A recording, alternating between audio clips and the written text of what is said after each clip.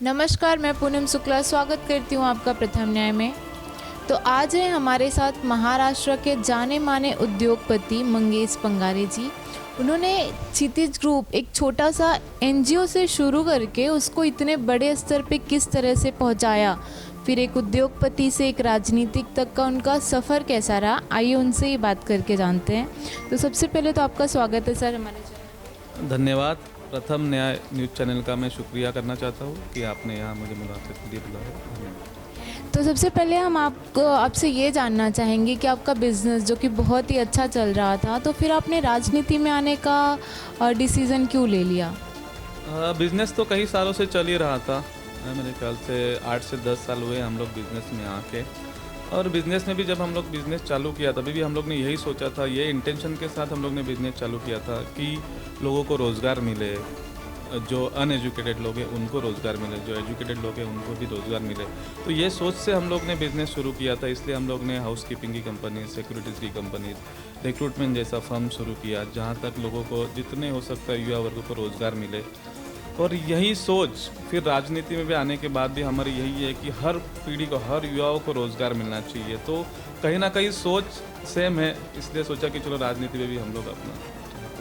तो अभी जल्दी ही आपको टाइम्स ग्रुप से सबसे यशस्वी उद्योगपति का जो पुरस्कार मिला है, तो इसके बारे में आप क्या कहना चाहेंगे? सच बोलो तो मेरे कर्मचारी की कड़ी मेहनत है इसके पीछे, क्योंकि कई सालों से हम लोग सर्विस इंडस्ट्री में काम कर रहे हैं और करीब करीब 2000 से ज़्यादा क्लाइंट्स हम लोग के ये बिज़नेस में है। और इसके पीछे हम लोग जो भी हम लोग के जितने भी ब्रांचेस है ऑल ओवर महाराष्ट्र में, वो सब कर्मचारियों के कड़ी मेहनत से हम लोग ने ये अवार्ड हम लोग को मिला है। तो कई खुशी हो रही है कि महाराष्ट्र में गिने चुने 20 बिजनेसमैन को ये अवार्ड मिला है और इसमें हम लोग के कंपनी का नाम है, तो ज़्यादा खुशी हो रही है इसमें। आपकी सोच यहाँ बहुत अच्छी है कि आप सारा क्रेडिट अपने कर्मचारियों को दे रहे हैं। तो सर हम आपसे ये जानना चाहेंगे कि अपने राजनीति में आने के लिए मन से कोई क्यों चुना, मतलब? सच बोलो तो आदरणीय राज साहब ठाकरे, इनके जो विचार है वो युवा पीढ़ियों के लिए कुछ ऐसा अलग सोच के विचार है उनके, जो महाराष्ट्र के लिए आगे बहुत फ़ायदेमंद हो सकते हैं। और क्षितिज ग्रुप के साथ भी काफ़ी सारा युवा वर्ग जुड़ा हुआ था, उनको भी कुछ अलग करने की चाह थी। तो हमने सोचा कि ये महाराष्ट्र नवोन्मेष सेना ऐसा पक्ष है जहाँ पे हम लोग जाने के बाद हम लोगों के लिए कुछ अलग कर सके और आदरणीय राज साहब के विचारों के आगे चले।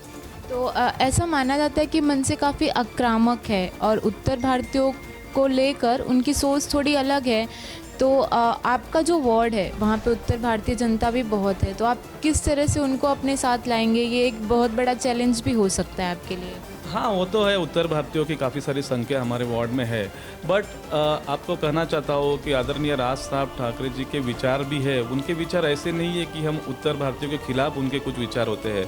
उनके विचार यह है, वो आज भी यही कहते हैं कि जो पहले से जो उत्तर भारतीय यहाँ पे रह रहा है उनके खिलाफ राज साहब ठाकरे कभी बोलते नहीं है। लेकिन जो बाहर से ज़्यादातर लोग आते हैं, जहाँ यहाँ उनको सहायक होना रहता है, क्योंकि यहाँ के लोगों को फिर दिक्कतें आ जाती है। तो उनका कहना वो है कि वो बाहर से आने वाले उत्तर भारतीय लोग हैं, उनके लिए उनका कहना होता है। बट जो स्थायिक उत्तर भारतीय कितने सालों से अपने वार्ड में रहते हैं, उनके बारे में उनकी सोच वैसे नहीं है। तो जो भी उत्तर भारतीय अपने वार्ड में रहते हैं, उनके धीरे धीरे हम लोग ये सब समझा के अपने पक्ष में लेने की कोशिश करेंगे। भविष्य में जो राजनीति का आपका ये सफ़र शुरू हुआ है, तो इसके लिए क्या रणनीति रहेगी आपकी?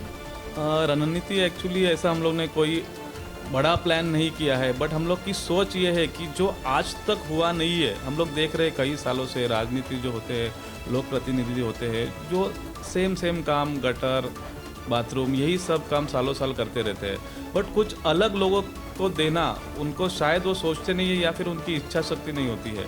तो हम लोग ने, युवा वर्ग ने यही सोचा है कि जब हम राजनीति में आए हैं तो लोगों के लिए कुछ अलग अपने को करना है।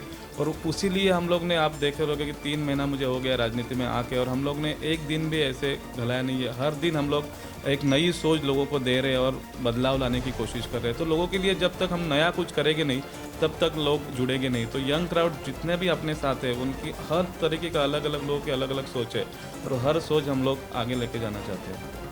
तो जैसा कि आपका युवाओं में बहुत ज़्यादा लोकप्रियता है, तो आप क्या उनको संदेश देना चाहेंगे हमारे चैनल के माध्यम से? युवा वर्ग को मैं यही संदेश देना चाहता हूँ कि आप लोग भी राजनीति में आए।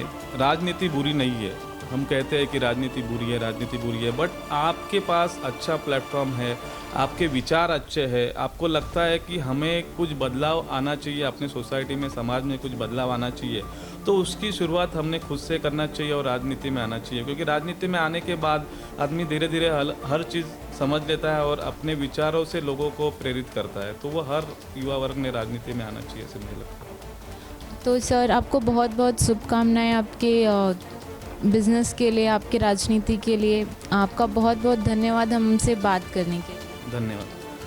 तो जैसा कि आपने देखा सर की सोच कितनी अच्छी है, युवाओं को उन्होंने बहुत ही अच्छा संदेश दिया है। सबके मन में एक बात रहती है कि राजनीति बुरी होती है, राजनीति बुरी नहीं होती है, वहाँ लोग बुरे होते हैं। अच्छे लोगों की आने की बहुत ज़्यादा ज़रूरत है राजनीति में, जो सर के जैसा सोच रखते हो कि कुछ अच्छा करना है, सिर्फ स्टेज पे नहीं बैठना है, हमको वहाँ ज़मीनी स्तर पे लोगों के लिए काम करना है।